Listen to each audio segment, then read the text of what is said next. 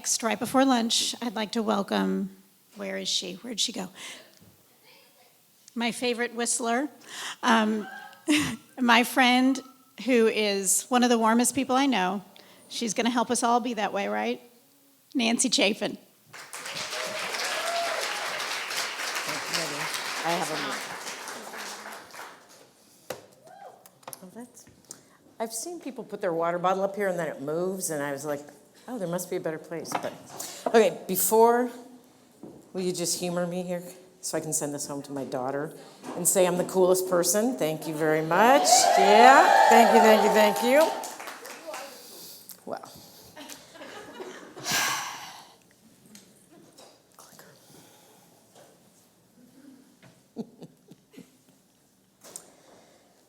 I'm 19 years old, I'm in college, I'm a singer-songwriter, which started back in junior high.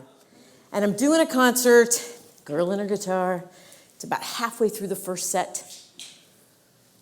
Oh, my ear is good enough to know my guitar is out of tune. Becoming more and more out of tune. But it is not so good as to know how to tune it. It is a flaw of being a guitarist. Then you just learn to play the piano instead. But in the meantime, I'm standing there on stage, room packed. They know it, I know it, and I can't frickin' do a thing about it. But I'm trying, because I know that's what I'm supposed to do. So if you know anything about a guitar, you turn the peg. So I turn it, gets a little high, it's a little sharp, and then I turn it some more, and there's a little flat. I am sweating through my clothes. I am so nervous and anxious, again, in front of a room of people. And I can't do anything about it. I'm stuck. In life, being out of tune is painful. Ideally, most of us, when we are out of tune, we're not doing it in front of a room full of people who are also anxiously waiting for you to get your shit together. The interesting thing also, when you are tuning an instrument, there's certain frequencies, like literal frequencies, that is a C, that is the note A, B, E, whatever it is you're trying to tune to. There is an external truth about what that frequency is. But when we're tuning ourselves, what do we tune to?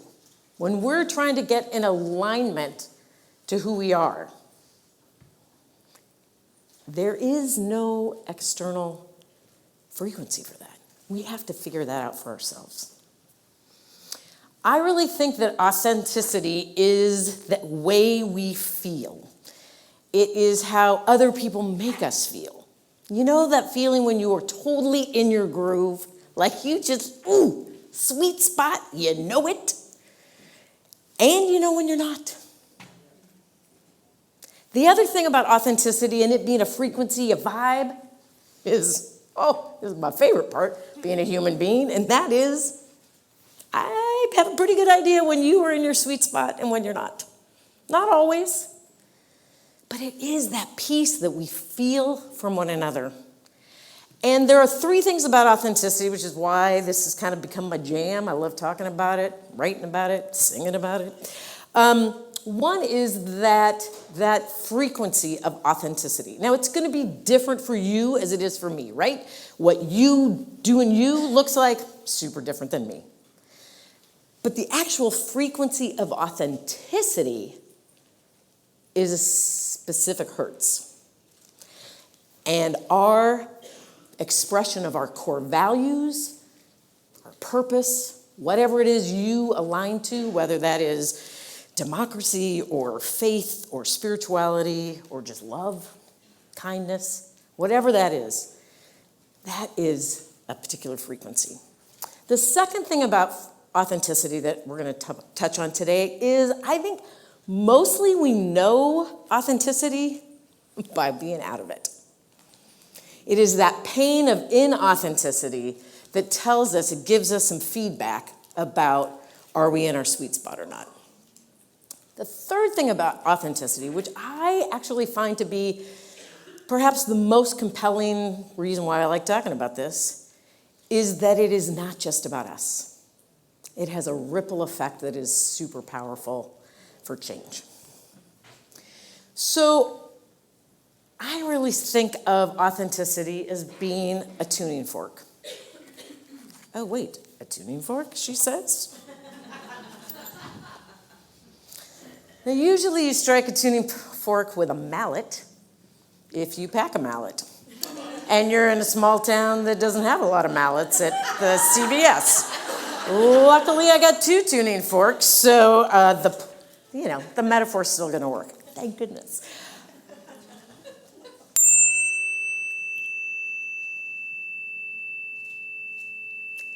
What happens when I strike a tuning fork? It's got some vibration. It's got resonance. You in the back of the room can still hear that. I think this is who we are. We find that spot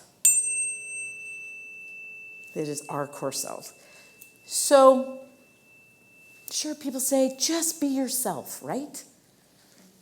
I hate that saying more than just about anything else because the elephant in the room is, which one? Which one?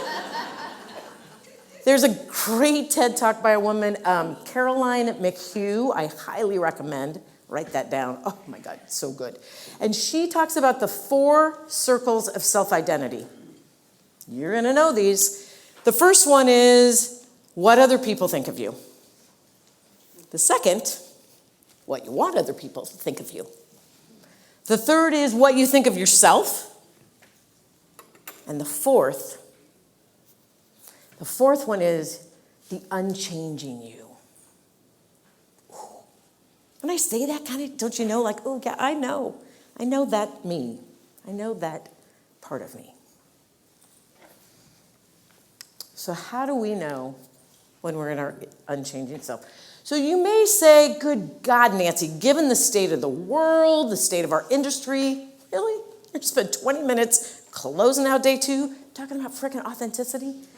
Yes, because I did some deep dive into the research and empirical data, and you know what? This is not fluffity fluff. The side effects may include more meaningful relationships, aligns actions with core values, greater confidence, reduced risk of regret, more effective leadership, reduced stress by lowering cortisol levels, mental resilience, better sleep, stronger immune system, less burnout, and you might live longer. Like, hello? There's a lot of pharmaceutical companies would love to figure out how to package that. So, can I get a little shout out here for our gal, Allison? Whoop, whoop. For those of you who didn't follow the journey of Miss Allison, over on the end there, she got to get on stage singing with the Indigo Girls earlier this year. I did want to give her a shout out for that. And one of the reasons why I wanted to include this picture is if any of you have heard live music, especially somebody with an acoustic guitar, one of the things you see happen all the time is they are handing that guitar off to somebody off stage, that's what I'm trying to say, because you know what, they're going to tune that guitar for them. Because just like the rest of us, as human beings, we are in tune, and we're out of tune a little bit. And we find our way back to being in tune, being aligned. Then we're a little bit out of tune again. You're not doing anything wrong. It's just being living. But it is an ongoing process. It is not a one and done.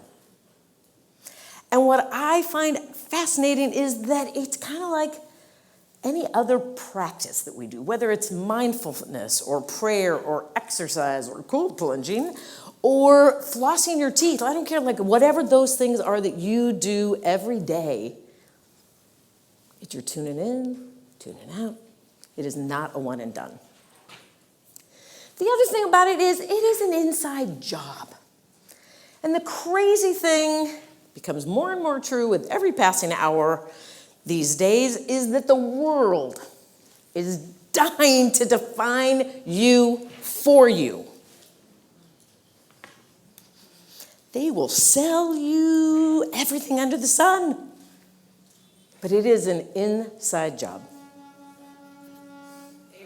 Boop, boop. Yeah. Part of how we know our alignment, our truth, our core, our unchanging self is by the pain of inauthenticity. Sometimes it's super obvious to other people, and other times, like this picture of me when I started in real estate, can you tell there's not even gray hair on me then? I look at that picture, a friend of mine said, oh, God, that's such a great picture of you when you were younger. And I look at that picture and my stomach just curls. This was at a time when I joined a real estate team that I had no business being on, other than it was the gateway to doing real estate for me. So it happens in big ways and small ways that we know that pain of inauthenticity. For me, there was decades where I didn't know I was gay. And then there was the decades I did know where I was gay, but nobody else knew I was gay. So it's big. Then there are the years I was a really shitty spouse early on in my real estate career. Luckily, I'm still married to the same person. We got past that for a lot of years. But it happens in small ways too, and these may resonate for you a little bit more. One is, I know you've walked out of a sales meeting and you've thought, I should have said something. I should have raised my hand and brought something up. And you didn't. My favorite, though, is the not sales meeting. My favorite is the client meeting, where you are saying to them all day long, baby, I got you. I'm looking out for your best interest. I'm yours. But you know what they feel from you? Pick me. Oh, please pick me. And it's full of urgency and a little scarcity and a whole heaping dose of commission breath. That's what they feel from you. And the last one, and I gotta tell you, this one kind of kicks my ass, I'll be honest, is when something goes sideways in a transaction, and it is on me. I underestimated something, I didn't see it coming, blindsided. And you could just say it's the market. Something shifted in the market since we went on the market. You know it's not the market. A little sharp, a little flat. We are out of tune.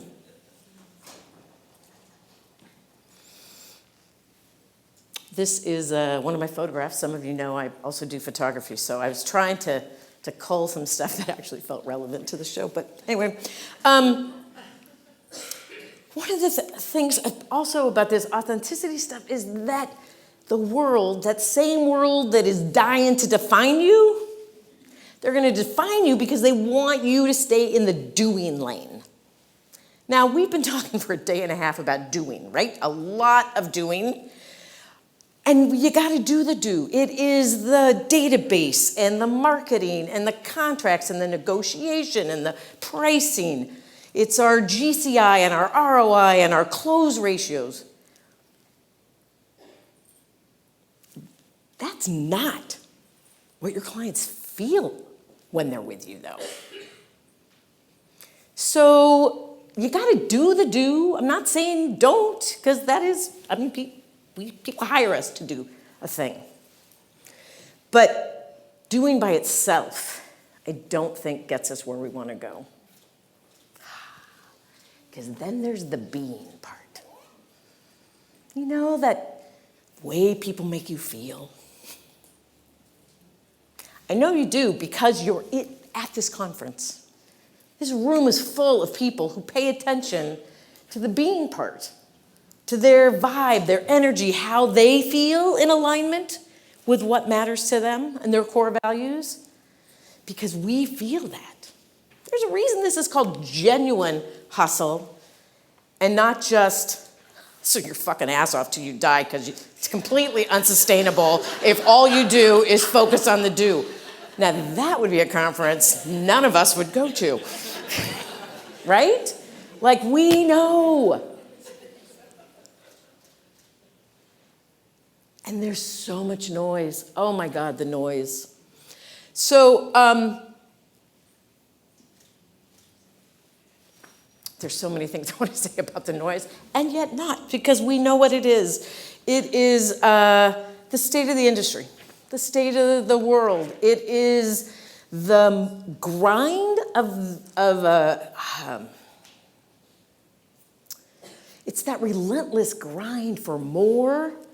You don't have to be in real estate to feel that, but ooh, we got a special flavor of that in our industry, right? It's like, okay, I want to make more money this year. Ooh, I did. Ooh, but wait, let's make more next year. I did more sales this year. Ooh, I want to do more next year. Whatever it is, like bigger is better, yes, but always chasing something that is outside of us. Chasing. But wait a minute, it's an inside job. So what do we do with that total dissonance and disconnect between, I know what that sweet spot feels like when I'm in it, but the whole world is telling me I should be buying this class, this course, this app, this platform. And it's not even just that big stuff. I don't know about you, but I historically have listened to a lot of podcasts, a lot of books on tape, a lot of those Zoom calls I'm on that now I'm listening to again because I might have been distracted because I was working from home and doing 3 things at the same time. This last year, and so I have 2 dogs. I try and walk the dogs really regularly, and I always have my earbuds in. And this last year, I tried a little experiment, and I want to invite you to do this. Don't. Stop freaking listening to something all the time. Because you know what happens when I have my earbuds in? My voice, my unchanging me, cannot get a word in edgewise. I can't hear it. So I ask you, like, how do you find stillness in an industry that doesn't really encourage that, and in a world that sure as shit does not encourage that? Because something happens when we get still.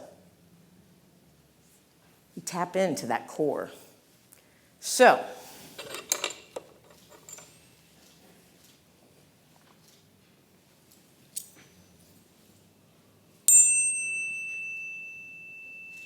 can you hear that in the back? Put it in my, ooh. I can feel that. So what happens when I strike this tuning fork?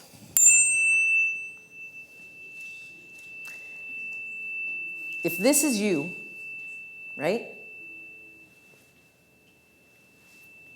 I need one more hand, that's all I need. There's something fascinating that happens. Now, if I'm gonna figure out how to do this in a large room. I think I have to have like tuning forks 10 times bigger. But there's a thing called sympathetic resonance. And my cuts off one of the words. When one object vibrates,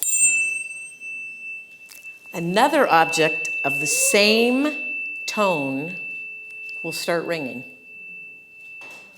It resonates. It's like that ripple effect. So if that happens with a tuning fork, what do you think happens when you are lined up with your frequency, your resonance? What happens to those nearby and around you?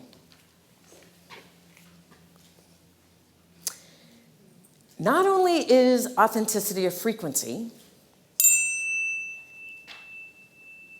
but it's contagious. I don't know about you, but like the notion of authenticity feels, it's a little soft skill. It's a little bit of the fluffy, navel-gazing, how lovely for me that I feel very authentic. I'm in my groove and I feel good about it. I've got all the health benefits, my cortisol levels are down.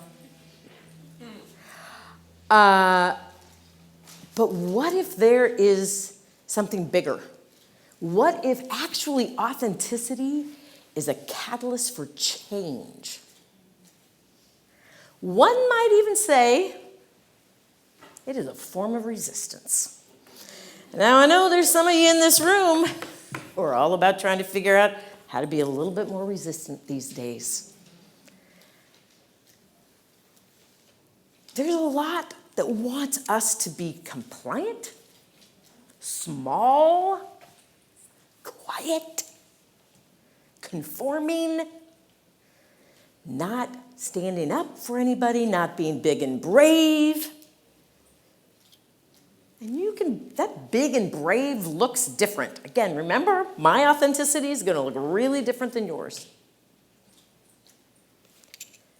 It has a powerful effect socially. I think, to be honest, authenticity, civil disobedience. It is resistance.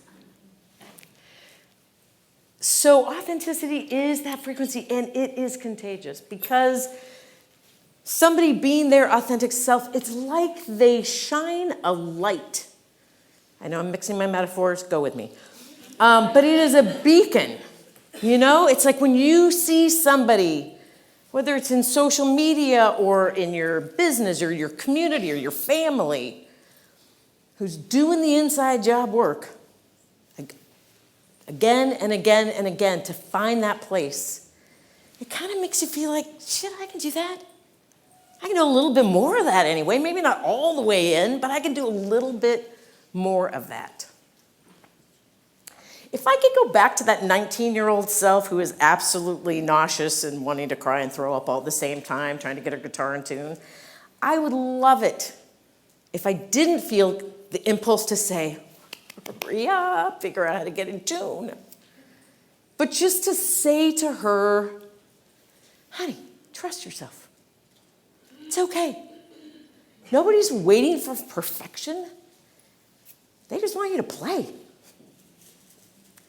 And so what I say to you is I think it's in our DNA to do this work. I think there's a longing, especially coming out of the last few years, there's a longing for us to feel that rightness in ourselves and when we're with other people.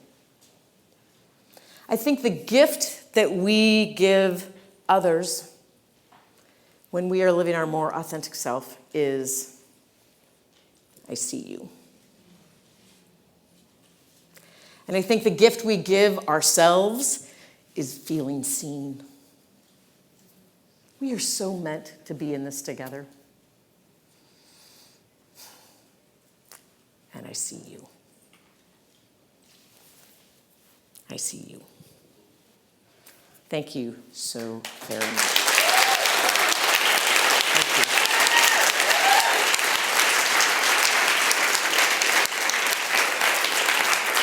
Thank you. Thank you, thank you. There is a QR code. You don't get my slides. You can have them, I guess, you could ask me for them. It'll ask you for a few questions. Give me some feedback about this. I really am just wanting to continue the conversation. And if you finish the questionnaire, it gives you the bonus click. And I'll just tell you, on the other side of that is a song, a recording that I did a number of years ago that is pretty near and dear to me. So anyway, thank you again so much.